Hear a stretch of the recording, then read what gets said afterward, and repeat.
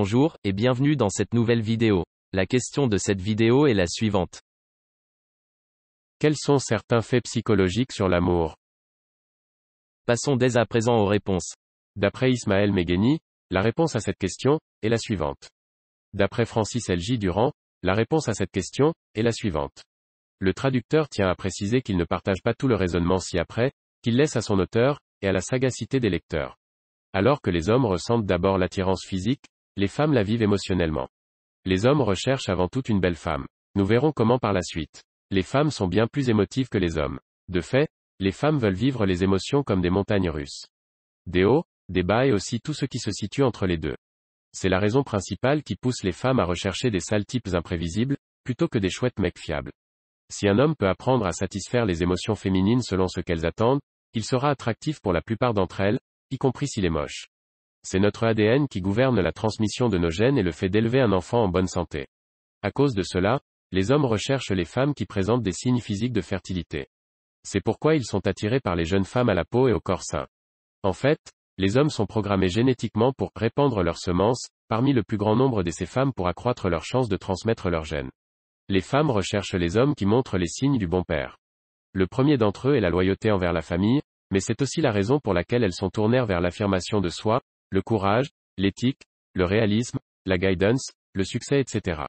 L'attraction ne relève pas de la logique. Les humains basent la plupart de leurs décisions sur l'émotion, pas la logique.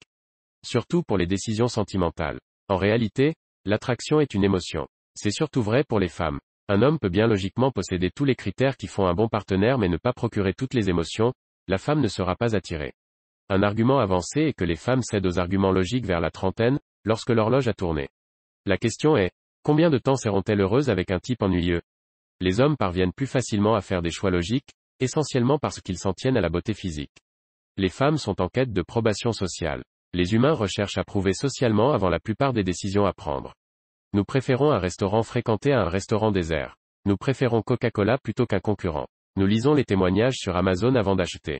Tout cela parce que nous manquons de temps et que la preuve sociale est un indicateur de qualité. L'approbation sociale joue aussi un grand rôle lorsque les femmes acceptent des rendez-vous. Cela peut prendre des années avant qu'elles s'efforcent de déterminer si un homme a les caractéristiques nécessaires pour sortir avec elle, en particulier dans la mesure où les hommes peuvent être en mesure de simuler ces caractéristiques un peu avant le premier rendez-vous. Pourtant, si une femme décide de passer du temps seule avec un homme au caractère discutable, elle risque de perdre sa réputation ou même être en danger physique. C'est pourquoi elles ont tendance à se sentir plus à l'aise avec des hommes recommandés par leurs amis, ou du moins des hommes qui semblent être admirés par beaucoup d'autres femmes. Les hommes sont moins préoccupés par l'approbation sociale, puisque leur centre d'intérêt se voit de l'extérieur. Le paradoxe de l'attirance. Vous avez peut-être constaté un paradoxe dans le désir des femmes. Biologiquement, elles recherchent un mec stable qui puisse les aider à élever une famille, c'est-à-dire le mec bien. Du point de vue logique, elles recherchent ceux qui satisfont les autres femmes. Émotionnellement, un type imprévisible qui délivre des hauts et des bas, c'est-à-dire l'enfoiré. Je suppose que pas mal de types possèdent ces deux aspects dans leur caractère. Après tout, la plupart ont envie de trouver une femme, tout en souhaitant dormir avec le plus grand nombre possible. La question qui se pose est la suivante. Quel côté de la personnalité les femmes veulent-elles voir en premier? D'après Thomas Dalmolin, la réponse à cette question est la suivante. Si vous souhaitez que quelqu'un vous écoute, commencez la conversation avec « Je ne devrais pas vous dire ceci ». Les femmes sont plus influencées par l'odeur d'un homme que par son apparence. Les hommes choisissez bien votre parfum. Établir un contact visuel avec un inconnu complet pourrait favoriser l'attraction et l'intimité. Le mimétisme est un signe d'attraction. Dans les 5 secondes qui suivent votre rencontre, vous pouvez faire une impression durable dans l'ordre suivant. À quoi tu ressembles? Comment tu parles? Les mots que vous dites. Nous avons tendance à attirer davantage ceux dont les sentiments nous sont indifférents. Pour savoir si une personne est intéressée par une conversation, croisez les bras. S'ils font la même chose, ils sont intéressés.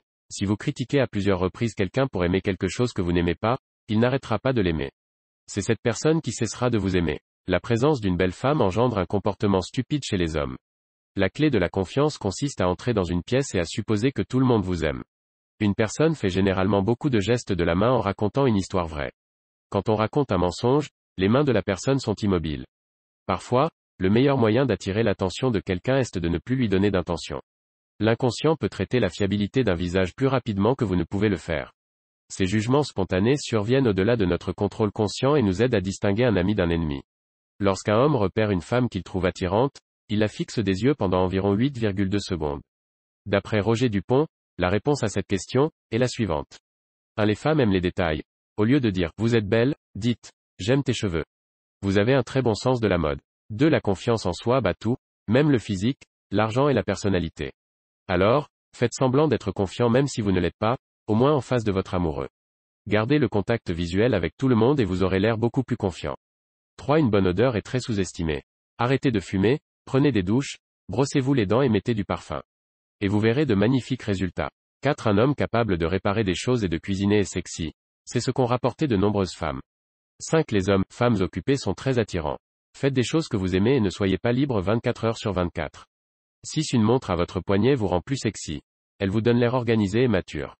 7. Si ton coup de foudre ne réagit pas bien, essaie de limiter le temps que tu passes avec elle, disparaît pendant un moment pour que tu lui manques et qu'elle pense à toi, mais n'en fais jamais trop, car cela ne ferait qu'empirer la situation. Modifier, l'apparence et l'argent sont importants et améliorent beaucoup l'attirance. Mais croyez-moi, un homme confiant au physique moyenne est plus attirant qu'un bel homme peu sûr de lui. Les hommes non confiants ont l'air faibles, et être un homme faible est très repoussant. Donc, pour résumer, habillez-vous bien, sentez bon, ayez une bonne carrière et apparaissez fort et confiant et regardez les résultats impressionnants. On arrive à la fin de cette vidéo, si elle vous a plu je vous invite à mettre un pouce bleu, ainsi que vous abonner. Si vous souhaitez donner votre avis, je vous redirige vers la partie commentaires pour continuer le débat sur cette question.